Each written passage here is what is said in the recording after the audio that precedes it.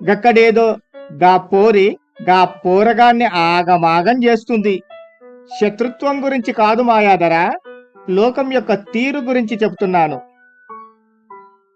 ఆడవాళ్ళంటే ప్రపంచానికి ఉన్న గౌరవం గురించి చెప్తున్నాను. నీకు గా పోరగాడు కావాలనా? ఒక్క సైగ చేయి, గిట్ల పొయ్యి గట్ల గుంజుకొస్తా. ఆడవాళ్ళు చెప్పిందే ప్రపంచం నమ్ముతుంది. ఇదిగో ఓ ప్రేమ కథ, జగతెరుగని చెలిమి కథ, మనసెరుగని యువతి కథ, ఇది మన కథరా.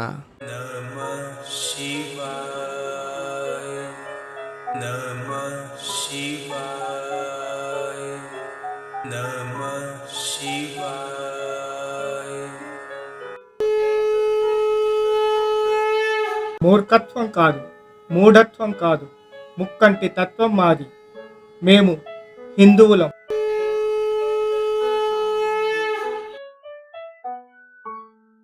నల్లని నీడల్లాంటి ఆకారాలు సిద్ధుడిని ఒక చక్కని సింహాసనం పైన కూర్చుండబెట్టాయి. స్పృహలో లేని సిద్ధుడు ప్రాణం లేని శరీరంలా ఉన్నాడు. నల్లని నీడల్లాంటి ఆకారాలు పసుపు కలిపిన నీళ్లను కుండలతో అతని పైన కుమ్మరిస్తున్నాయి. అయినప్పటికీ సిద్ధుడికి మెలకువ రావడం లేదు.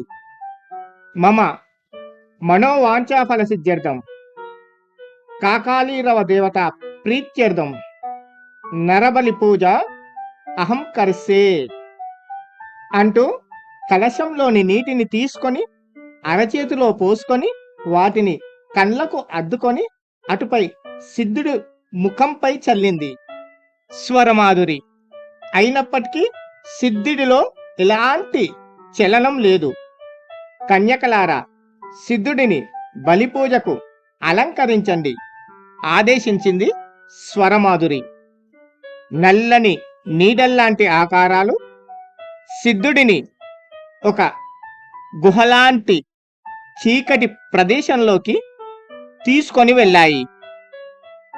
అక్కడ అంతా చీకటిగా ఉంది. ఆ ఆకారాలు సిద్ధుడిని గాలిలో కూర్చుండబెట్టాయి. సిద్ధుడు మహేంద్రజాలానికి చిక్కిన వాడిలా మాయాజాలంలో ఇరుక్కున్న అతను ఒక శిల్పంలా కూర్చున్నాడు. ఎర్రటి వస్త్రాలతో అతన్ని అలంకరించాయి.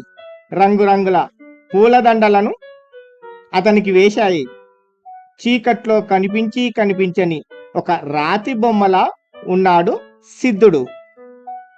మాయాధర, నీ మంచితనమా లేక నా మాట బలమా తేల్చుకుందామా అంది ప్రమద.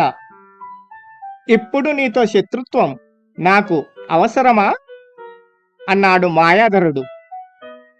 శత్రుత్వం గురించి కాదు మాయాధర, లోకం యొక్క తీరు గురించి చెప్తున్నాను. ఆడవాళ్ళంటే ప్రపంచానికి ఉన్న గౌరవం గురించి చెప్తున్నాను అంది ప్రమద. అంటే ఆడవాళ్లే నిజం చెప్తారు, మగవాళ్ళు కాదనా అన్నాడు మాయాధరుడు. అక్కడే నువ్వు పొరపాటు పడుతున్నావు మాయాధర. ఆడవాళ్ళు నిజం చెప్తారు, మగవాళ్ళు అబద్ధం చెప్తారు అని నేను అనలేదు. ఆడవాళ్ళు చెప్పిందే ప్రపంచం నమ్ముతుంది. ఇక్కడ నిజాలతో సంబంధం లేదు. చెప్పింది ఎవరు అనేది మాత్రమే చూస్తారు అంది ప్రమద. నువ్వు చెప్పే విషయాన్ని ఎలా నమ్మాలి అన్నాడు మాయాధరుడు. నిజం కదా, నమ్మటానికి కష్టంగానే ఉంటుంది అంది ప్రమద. దూరం నుంచి వీళ్ళ మాటలను శ్రద్ధగా వింటుంది జలకన్య. ఏంది మస్సా, గాళ్ళ మాటలు గట్లా వింటూనే ఉన్నావు? నీకు గా పోరగాడు కావాలనా? ఒక్క సైగ చేయి, గిట్ల పొయ్యి గట్ల గుంజుకొస్తా అన్నాడు జలకన్య వెనుక ఉన్న ఆమె సోదరుడు జలధారి. ఊరుకో అన్నా, గక్కడేదో గా పోరి గా పోరగాన్ని ఆగమాగం చేస్తుంది అంది జలకన్య. గదేని నేను అంటుంది, నీకు గా పోరగాని మీద మనసైందా చెప్పు, గుంజుకొచ్చి నీ కాళ్ళ మీద పడేస్తా అన్నాడు జలధారి. జలకన్యకు కోపం వచ్చింది. ఉన్న చోటుండక ఏందిరా నీ లొల్లి, జర్రసేపు నోరు మూసుకొని ఉండు అంది. నేను నోరు మూసుకొని ఉంటా, నువ్వు నోరు మూసుకొని ఉండు, గాళ్ళిద్దరూ గుసగుసలాడుతుంటే చూసుకుంటూ కూసుంటా అన్నాడు జలధారి.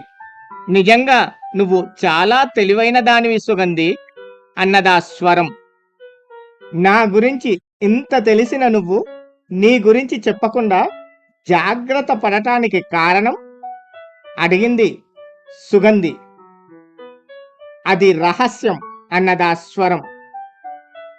మరి సిద్ధుడికి నీకు ఉన్న సంబంధం కూడా రహస్యమేనా అడిగింది సుగంధి.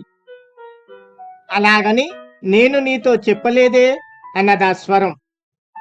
అయితే విను, నీకు చేతనైతే సిద్ధుడు ఇప్పుడు చావుతో పోరాడుతున్నాడు. ఆలస్యం చేస్తే నీవు అతన్ని కాపాడే అవకాశం కోల్పోతావు. వీలైనంత త్వరగా వెళ్ళి అతన్ని రక్షించుకో అంది సుగంధి. సిద్ధుడిని ఎలా రక్షించుకోవాలో నాకు తెలుసు, ముందు నిన్ను నువ్వు రక్షించుకో అన్నదా స్వరం.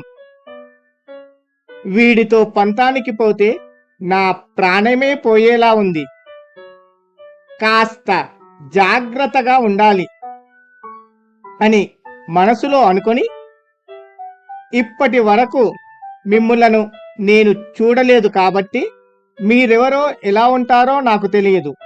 మీరు మాట్లాడే విధానాన్ని బట్టి చూస్తే మీరు చాలా శక్తివంతుడిలా ఉన్నారు. నా యందు దయతలిచి మిమ్ములను ఏమని పిలవాలో చెప్పండి అంది సుగంధి. ఇందాకే నీ కోపానికి నిశాచరాలు చనిపోతాయేమోనని, వాటిపై జాలిగా ఉంది అని ఏదేదో చెప్పావు. అప్పుడే కాళ్ళ బేరానికి వస్తే ఇలా అన్నదా స్వరం. ఎదుటివాడి శక్తి తెలియకుండా గర్వంతో మాట్లాడడం నాదే తప్పు అంది సుగంధి. నీ ఓటమిని అంత త్వరగా ఒప్పుకోవద్దు సుగంధి, నువ్వు చాలా బలశాలివి, అనేక శక్తులను కలిగిన నీవు అప్పుడే నీ ఓటమిని ఒప్పుకుంటే మీ గంధర్వుల పరువు తీసిన దానివి అవుతావు అన్నదా స్వరం. వీడిని ఎలా అర్థం చేసుకోవాలో అర్థం కావడం లేదు, వీడి ఉద్దేశమేమిటో కూడా అర్థం కావటం లేదు. వీడెవరు అసలు, వీడికేం కావాలి ఆలోచనలో పడింది సుగంధి. నేత్రాంబిక పూల పొదల మధ్య ఒంటరిగా కూర్చొని ఉంది. ఆమె మనసంతా చిత్రమైన అనుభూతితో నిండి ఉంది. ఎప్పుడూ లేని హాయి, శరీరమంతా తేలికగా ఉంది. గాలిలో తేలిపోతున్నట్లుగా మనసంతా భారంగా ఉంది. బరువైన వస్తువును మోస్తున్నట్టుగా. శరీరం తేలిగ్గా హాయిగా ఉందని సంతోషించాలా, లేక మనస్సు భారంగా ఉందని బాధపడాలా? సందిగ్ధమైన పరిస్థితి ఆమెది. మాయాధరుడి దగ్గరికి తాను వెళ్ళిన తర్వాత ఏం జరిగింది? తాను వెళ్ళింది ప్రమద కోసం. అక్కడికి వెళ్ళాక తన మనస్సు, తన శరీరం, తన ఆధీనం కోల్పోయాయి. కారణం ఏమై ఉంటుంది? ఆలోచన చేస్తూ తన చుట్టూ గమనిస్తూ కూర్చుంది. అప్పుడే అక్కడికి తలపైన నెలవంక జుట్టు కలిగిన ఒక పిట్ట వచ్చి నేత్రాంబిక ముందు నిలుచుంది. అందంగా కనిపిస్తున్న ఆ పిట్టను చూసింది నేత్రాంబిక. అది నేత్రాంబికను చూస్తూ నాట్యం చేయడం ప్రారంభించింది. కొంతసేపు అయ్యాక అలసిపోయిన ఆ పిట్ట ఆయాసపడుతూ, నేను బాగా నాట్యం చేశానా నేత్రా అంది. నేత్రాంబిక ఆశ్చర్యపోయింది. మా రామచిలక మాత్రమే మాట్లాడుతుందని అనుకునేదాన్ని. నువ్వు కూడా మాట్లాడుతున్నావు. పిట్టలు కూడా మాట్లాడతాయా అంది నేత్ర. రామచిలక మాట్లాడుతుంటే ఏమీ అనలేదు, కానీ నేను మాట్లాడితే అలా నివ్వరపోతావేంటి అంది ఆ పిట్ట. మా రామచిలక మాట్లాడుతుందని అందరికీ తెలిసిన విషయమే. పిట్టలు కూడా మాట్లాడతాయని ఎవ్వరికీ తెలియదు. నిన్నేమని పిలవాలి అంది నేత్ర. నిలవంక అని పిలువు, బావుంటుంది అంది ఆ పిట్ట. అలాగే పిలుస్తాను. నిలవంక, నువ్వు నాతో స్నేహం చేస్తావా అంది నేత్ర. నీతో స్నేహం చేస్తా, కానీ మనిద్దరం స్నేహితులమనే విషయం ఎవ్వరికీ తెలియొద్దు. నన్ను అందరి ముందు పిలవద్దు. నువ్వు ఒంటరిగా ఉన్నప్పుడు నేనే నీ దగ్గరికి వచ్చి కలుస్తాను అంది నిలవంక పిట్ట. మళ్ళీ ఆ నిలవంక పిట్ట నాట్యం చేయడం మొదలుపెట్టింది. మానవ లోకం ఇది మాయాజాలం మది గాయపడిన హృది కార్చిన అమూల్య చరితం ఇది.